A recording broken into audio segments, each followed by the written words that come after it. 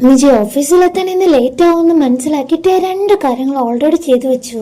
ഒന്ന്, ചോയ അവളെ കുറിച്ച് അന്വേഷിക്കുമ്പോൾ അവള് റെസ്റ്റ് റൂം പോയിരിക്കുകയാണെന്നും, രണ്ട്, കിക്ക് മാറാനുള്ള മെഡിസിനും ടേബിളിൽ വെച്ചാണ് അവൻ ഇരിക്കുന്നത്. വെള്ളമടിച്ച് ബോധമില്ലാതെയാണെങ്കിലും സത്യം തന്നെയാണ് മിജി പറഞ്ഞുകൊണ്ടിരിക്കുന്നത്. എനിക്കും നിന്നെ ഇഷ്ടം. ഇവൻ മൈൻഡ് ചെയ്തിരിക്കുമ്പോ ഡയറക്റ്റ് ആയിട്ട് കവളിൽ കൈവയ്ക്കും. ഇപ്പൊ പറയണ എന്നോട്, ഇപ്പൊ പറഞ്ഞേ പറ്റൂ. എനിക്കും എന്നവൻ പറഞ്ഞു തുടങ്ങുമ്പോഴേ മിജിയുടെ ബോധം പോയി. അവളാണെങ്കിൽ മയങ്ങി വീണു.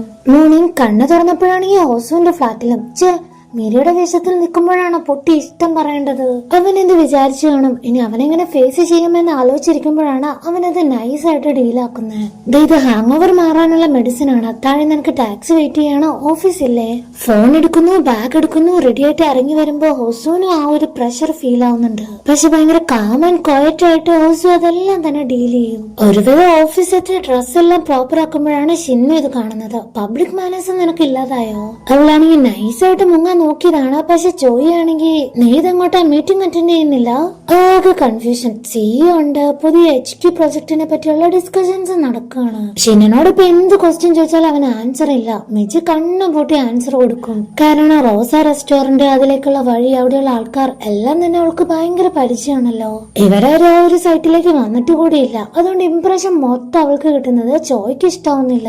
ഏറ്റവും വലിയ കാര്യം എന്താന്ന് വെച്ചാൽ ഷിൻ ആദ്യം കുറ്റം പറഞ്ഞ് റിജക്ട് ചെയ്ത പ്രോജക്ട് റിപ്പോർട്ട് ഉണ്ടല്ലോ, അതാണ് ഏറ്റവും യൂസ്ഫുൾ ആയത്.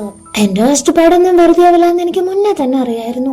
ഇവിടെ സീജനാണെങ്കിൽ എങ്ങനെ സമയം വേസ്റ്റ് ആക്കാം എന്ന കാര്യത്തിൽ PhD എടുത്തേക്കുവാണെന്ന് തോന്നുന്നു. ആ ഏരിയയിൽ അതികഠിനമായിട്ടുള്ള ക്ലൈമറ്റ് ചേഞ്ച് ഉണ്ടാവാറായി. ഫ്ലഡ് വരും. മുന്നറിയിപ്പ് കൊടുത്തിട്ട് പോലും ഒരു പ്രിക്കോഷൻസ് പോലും എടുക്കാതെ കൂളായിട്ട് നടക്കാണ്. ഞാൻ നിന്നെ വേണമെങ്കിൽ ഹെൽപ്പ് ചെയ്യാം, അവിടെ തട കെട്ടണം, അല്ലെങ്കിൽ എന്തായാലും വെള്ളം കയറും എന്ന് പറഞ്ഞു കൊടുത്തിട്ട് പോലും പുഴയെല്ലാം എടുത്തിരിക്കുന്നത് വെള്ളമൊക്കെ ആ വഴി പൊക്കോളെന്ന് പറഞ്ഞ് ഭയങ്കര സിമ്പിൾ ആയിട്ട് എഴുതി തള്ളും. മിരിയാണെങ്കിലോ ഫാമിലെ ജോബ് റിസൈൻ ചെയ്തതിൽ ഭയങ്കര വിഷമിച്ചാണ് എഴുന്നേക്കുന്നത് തന്നെ.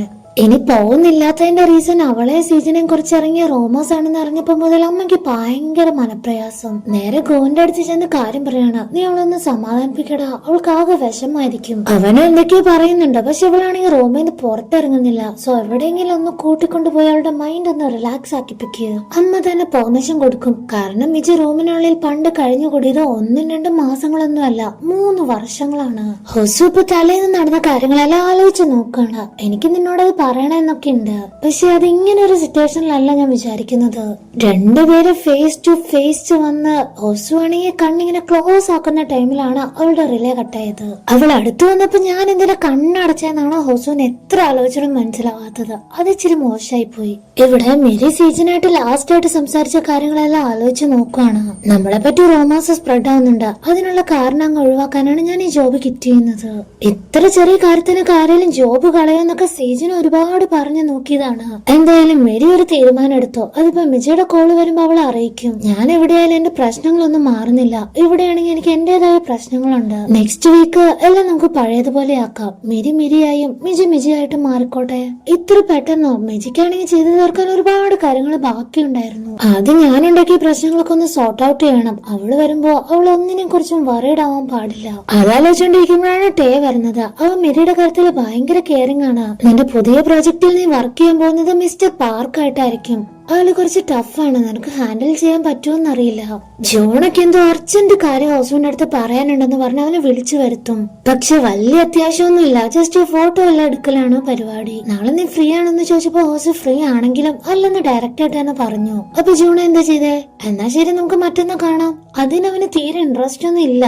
അവിടെ നിന്നിറങ്ങി നേരെ നോക്കുമ്പോ മിരിനെ കാണാണ്. അവളോട് പഴയ കാര്യങ്ങളെ കുറിച്ചൊക്കെ ചോദിച്ചാ ഇത് മിജിയല്ലേ? മിരിയുടെ കാര്യങ്ങളൊക്കെ അവൾക്ക് എങ്ങനെ പറയാൻ പറ്റുക? ഒരു ഓർമ്മയില്ല.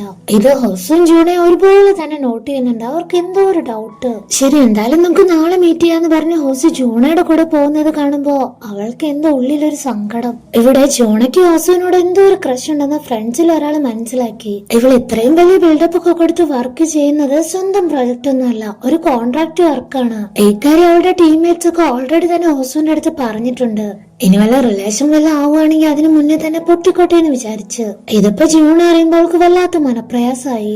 ലൈഫിൽ ഇതുവരെ സക്സസ്ഫുൾ ആയില്ലാത്തതിന്റെ ഒരു ഗിൽറ്റ് ഉണ്ട്. അതുകൊണ്ട് ഇപ്പൊ ഹൊസുവിനെ മീറ്റ് ചെയ്യാൻ ഭയങ്കര മടിയായിട്ടിരിക്കുമ്പോ അവൻ അതൊക്കെ തന്നെ ക്ലിയർ ആക്കും. നീ കോൺട്രാക്ട് ജോബാ ചെയ്യുന്നതെന്ന് മറച്ചു വെച്ചു, പക്ഷെ അതിൽ നീ ചെയ്യുന്ന ഡെഡിക്കേഷൻ, ഹാർഡ് വർക്ക് അതൊന്നും കള്ളാലല്ലോ. പിന്നെ നീ എന്തിനാ വിഷമിക്കുന്നത്? നിനക്ക് ഇഷ്ടമുള്ള ജോബ് തന്നെയല്ലേ നീ ചെയ്യുന്നേ. ജൂണൊക്കെയാണെങ്കിൽ അത് വലിയൊരു സപ്പോർട്ടായി. കട്ട് ചെയ്ത ലീനെ കാണിക്കാണ്. ലാൻഡ് ഓണർ ആയിട്ടുള്ള റോസിയെ നേരിട്ട് മീറ്റ് ചെയ്യാൻ എന്തെങ്കിലും ചാൻസ് ഉണ്ടോ എന്ന് ചോദിക്കുമ്പോ അതിന് ചാൻസ് ഇല്ല. ആരാ മീറ്റിംഗ് എല്ലാം അറേഞ്ച് ചെയ്ത് ആളായിട്ട് സംസാരിക്കണം എന്നായി അടുത്തത്. മിരി എന്ന നെയിം കാണുമ്പോഴേ ലീക്ക് ആളെ മനസ്സിലായി, ഹൊസുവിന്റെ ഫ്രണ്ട് ആണെന്ന്. അവളെ വിശ്വസിക്കാൻ പറ്റുമെന്ന് മനസ്സിലാക്കി വളരെ കോൺഫിഡൻഷ്യൽ ആയിട്ടുള്ള ഒരു ഫയൽ ഒരെണ്ണം കൈമാറുവാണ്. അവളും ആ പേജ് മറിച്ചു നോക്കുമ്പോ റോസ് റെസ്റ്റോറന്റ് ഇരിക്കുന്ന സ്ഥലം ഉണ്ടല്ലോ, അതാണ് ഇവരുടെ പ്രോജക്ടിന്റെ ഹാർട്ട് പൊസിഷൻ. അതായത് LRT സ്റ്റേഷൻ ഒരെണ്ണം അവിടെയാണ് വരാൻ പോകുന്നത്.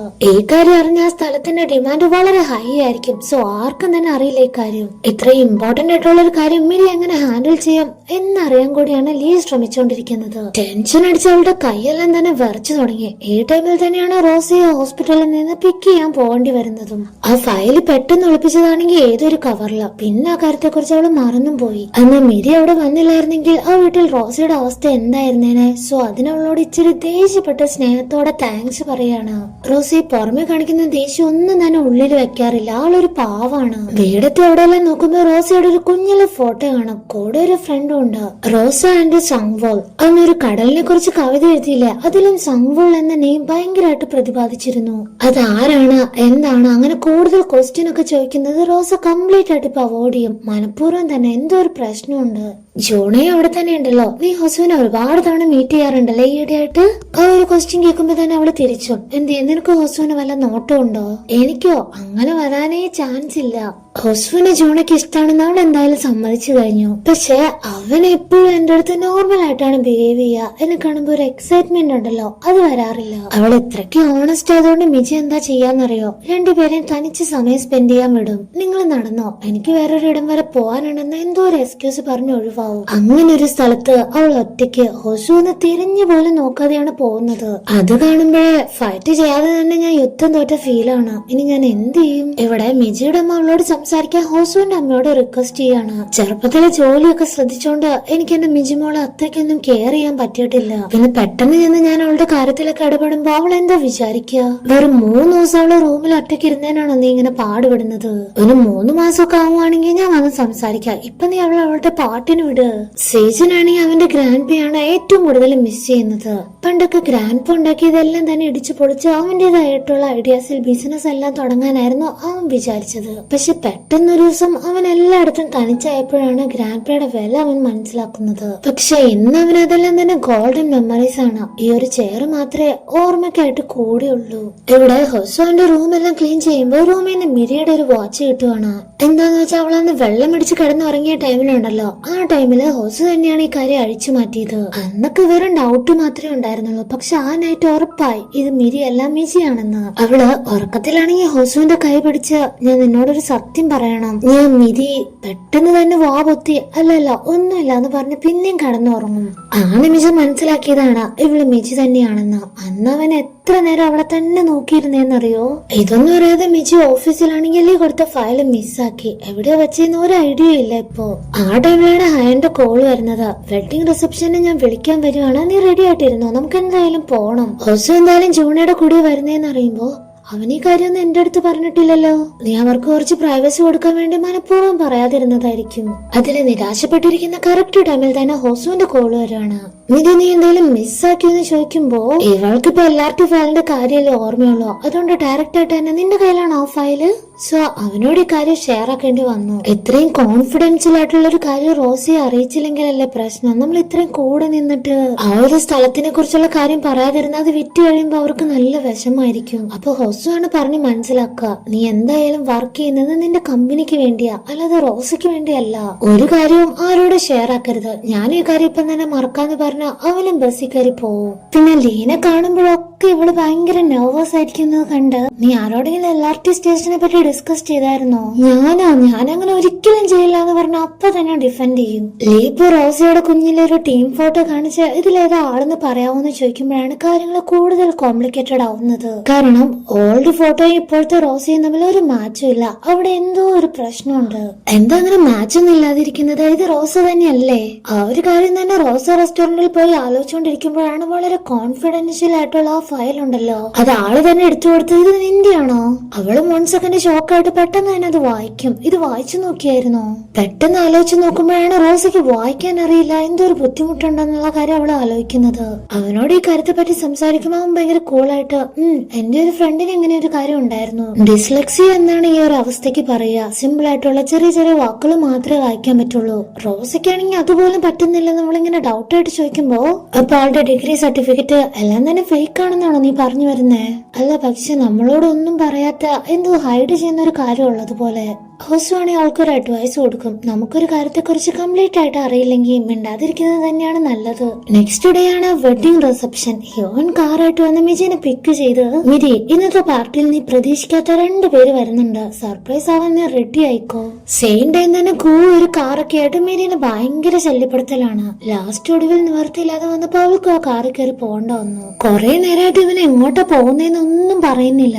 ലാസ്റ്റ് അവളെ ദേഷ്യപ്പെട്ട് ചോദിക്കുമ്പോ നമ്മളിപ്പോ പോയിക്കൊണ്ടിരിക്കുന്നത് നമ്മുടെ സ്കൂൾ ഫ്രണ്ടിന്റെ ഒരു വെഡിങ് പാർട്ടി ഉണ്ട്, അതിനാണ്. നിനക്കറിയാലോ ലോങ് ട്രിപ്പാ, ഇന്ന് നീ എന്റെ കൂടെ ആയിരിക്കും സ്റ്റേ ചെയ്യേണ്ടി വരിക. മിരിയാണെങ്കിൽ ഭയങ്കര ടെൻസ്ഡ് ആയിട്ട് നല്ല ദേഷ്യത്തോടെ അവനോട് കാറ് നിർത്താൻ പറഞ്ഞ അലറും. അത് ശരി, അപ്പൊ നീ ഇന്നത്തേക്കുള്ള റൂമും ബുക്ക് ചെയ്തിട്ടാണ് എന്നെ വിളിക്കാൻ വന്നതല്ലേ? ഞാൻ നിന്റെ എക്സ് ആയിരിക്കും, പക്ഷെ നമ്മൾ തമ്മിൽ എപ്പോഴും ഒരു ബൗണ്ടറീസ് മെയിൻറ്റെയിൻ ചെയ്യണം. അത് എപ്പോഴും നിന്റെ മനസ്സിലുണ്ടായിരിക്കണം. ഇവൾ ഇത്രയ്ക്ക് ഷൗട്ടൊക്കെ ചെയ്യുമ്പോ ഗുവിനിപ്പോ ഒരു കാര്യം ക്ലിയർ ആയി, നീ മിജി അല്ല, സത്യം പറ നീ മിരിയല്ലേ? അതേസമയം ഇവിടെ ആണെങ്കിൽ ജൂണ ആൻഡ് ഹോസോ ഇവരിങ്ങനെ ഒരുമിച്ചിരിക്കുന്നത് വർത്താനം പറയുന്നതും ഒക്കെ കാണുമ്പോ മിജിക്കാണെങ്കിൽ നല്ല ദേഷ്യം വരുന്നുണ്ട്. പക്ഷെ അത് കാണിക്കാൻ പറ്റില്ലാത്തോണ്ട് ഇവളാണെങ്കിൽ ഡ്രിങ്ക്സ് കഴിച്ച് തീർക്കും. അവൾക്ക് ഒഴിച്ചു കൊടുക്കുന്നത് ഹ്യോൻ ആണല്ലോ, അപ്പൊ പിന്നെ ഹോസുവിന്റെയും കൺട്രോൾ പോകും. ഇന്ന് സർപ്രൈസ് ആയിട്ട് നിന്റെ സിസ്റ്റർ മിജി ഇവിടേക്ക് വരുന്നുണ്ട്. അതും അവളുടെ ഓൾഡ് ബോയ് ഫ്രണ്ട് ഗു ആയിട്ടാണ് വരുന്നത്. ഹ്യോനായിട്ട് ഭയങ്കര വഴക്കം. അവന്റെ കോളറിലെല്ലാം പിടിച്ചു വലിച്ച്, നിനക്കിനി ഈ ഒരു ചെറ്റത്തരം നിർത്താറായില്ലേ? സ്കൂൾ ടൈമിൽ നീ ചെയ്ത കാര്യമൊക്കെ ഞാൻ മറന്നു എന്ന് വിചാരിച്ചോ? ആക്ച്വലി എന്താ പ്രശ്നം എന്ന് വെച്ചാൽ ഗുവിന് മിജിനെ ഫ്രണ്ട് ആയിട്ടായിരുന്നു ഇഷ്ടം. അതിനെ വളച്ചൊടിച്ച ഒരു പ്രണയത്തിന്റെ ലെവൽ എത്തിച്ചതിന് ഏറ്റവും കൂടുതൽ എഫോർട്ട് എടുത്തത് ആരാന്നറിയോ? ഹ്യോനാണ് അവന്റെ മനസ്സിനെ പറഞ്ഞ് തിരിച്ചത്. പക്ഷെ ഈ ഒരു കാര്യം ഹോസു കണ്ട് ഗുവായിട്ട് ചെന്ന് സംസാരിക്കുകയാണ്. നീ അവളെ ശരിക്കും സ്നേഹിക്കുന്നുണ്ടോ? ഉണ്ടെങ്കിൽ ഈ കാര്യം അവളോട് ഇപ്പൊ പറയാതിരിക്കണത് തന്നെ നല്ലത്. അവളാകെ തകർന്നിരിക്കുകയാണ്. പ്ലീസ്. ഹോസും മിരിയും തമ്മിൽ ഡേറ്റിംഗ് ആണെന്ന് ഓൾറെഡി തന്നെ സ്കൂളിൽ ഒരു ടോക്ക് ഉണ്ടായിരുന്നല്ലോ. അത് കേട്ട് മിജി തെറ്റിദ്ധരിച്ച് ഹോസുവിനെ ദേഷ്യത്തിൽ അകറ്റി നിർത്തുന്ന ടൈമിൽ തന്നെയാണ് ഗു വന്ന് ഇഷ്ടം പറഞ്ഞത്. അടുത്ത സെക്കൻഡ് അവള് ചാടിക്കയറി ഓക്കെയും പറഞ്ഞു. പോരാത്തിന് ഇവനാണ് ഈ വീഡിയോ ഷൂട്ട് ചെയ്ത ക്ലാസ്സിലുള്ള എല്ലാവരെയും കാണിച്ചു. ആ ടൈമിൽ ദിവസം അവിടേക്ക് ചെന്ന് ആ ഫോൺ ആണെങ്കിൽ തട്ടിപ്പറിച്ച് എറിഞ്ഞു പൊട്ടിച്ചു. അതിൽ പിന്നെ ക്ലാസ്സിൽ ഭയങ്കര അടിപിടിയായി. ഏറ്റവും കൂടുതൽ കിട്ടിയതാണെങ്കിൽ നമ്മുടെ ഹോസോനും. ഇപ്പൊ മിജി ആണെങ്കിൽ ഈ കാര്യം ഹ്യൂന്റെ വാലിൽ നിന്ന് തന്നെ കേട്ടറിഞ്ഞു. ഇനി നീ എന്റെ കൺമുന്നിലെങ്ങാനും വന്നാലുണ്ടല്ലോ എന്നൊരു വാണിംഗ് കൊടുത്ത് അവിടെ നിന്ന് എഴുന്നേറ്റ് പോകും. ഓടി ഹോസുവിന്റെ അടുത്തേക്കാണ് ചെല്ലുന്നത്. അവളുടെ കാലിന് ഇപ്പൊ ഭയങ്കര പെയിൻ ഉണ്ട്. മിരി അവനെ കോൾ ചെയ്ത് നിക്കാൻ പറഞ്ഞത് ജോണയും കേൾക്കുന്നുണ്ടല്ലോ. അപ്പൊ ജോണയാണെങ്കിൽ അവന്റെ കയ്യിൽ കയറി പിടിച്ച് തടഞ്ഞു നിർത്തി, അത് മിജിയാണ് അല്ലാതെ മിരിയല്ല. ഇപ്പോഴാണ് അവനും സർപ്രൈസ് പോലെ ആ കാര്യം പറയുന്നത്. അതെനിക്ക് മുന്നേ തന്നെ അറിയാം. അവള് റെസ്പോണ്ട് ചെയ്യുന്നുണ്ട്. പാതി മയക്കത്തില് അവൾക്ക് അടുത്തിരുന്ന് ഗുഡ് നൈറ്റ് മിജി എന്ന് പറഞ്ഞപ്പോഴും അവള് റെസ്പോണ്ട് ചെയ്ത് കഴിഞ്ഞു. അന്ന് അവനെ ജോണയുടെ കൂടെ അവള് പറഞ്ഞയച്ചപ്പോ ഹോസുവിന് മിജിയുടെ കൂടെ പോകാനായിരുന്നു താല്പര്യം. അവൻ എത്ര തവണ തിരിഞ്ഞു നോക്കിയെന്നറിയോ? കട്ട് ചെയ്ത സീസന്റെ ഫോൺ കാണുവാണ്. അവിടെ ഫ്ലഡ് വന്ന് വെള്ളം കയറി തുടങ്ങി. റോഡൊക്കെ മുങ്ങി ഒറ്റപ്പെട്ടു. ആരും സഹായിക്കാനില്ലാതെ അവൻ അവിടെ കിടന്ന് കഷ്ടപ്പെടുമ്പോ ദൂരെയായിട്ട് ഒരു രൂപം. അവനാണെങ്കിൽ അവനെ സേവ് ചെയ്യാമെന്ന് അവന്റെ ഗ്രാൻഡ് പേ ആയിട്ടാണ് ആദ്യം തോന്നുക. പക്ഷെ വന്നതാണെങ്കിൽ മിജി. അവളാണ് അവനെ ഹെൽപ്പ് ചെയ്യുന്നത്. ആ റൊമാൻസ് കാരനാണ് നീ ജോബ് കിട്ടിയത്? അതെ, ഞാൻ കാരണം വേറൊരാളും കൂടെ ബുദ്ധിമുട്ട് അനുഭവിക്കുന്നത് എനിക്ക് ഇഷ്ടമല്ല. എനിക്ക് ആ റൊമാൻസ് എല്ലാം ഇഷ്ടമാണെങ്കിൽ നീ ജോബ് കിട്ടുകയോ? സീജൻ ഇപ്പൊ മിരിയനെ ഡയറക്റ്റ് ആയിട്ടാണ് പ്രപ്പോസ് ചെയ്യുന്നത് കാണിച്ചാണ് ഈ ഒരു സീൻ ഉണ്ടാവുന്നത്.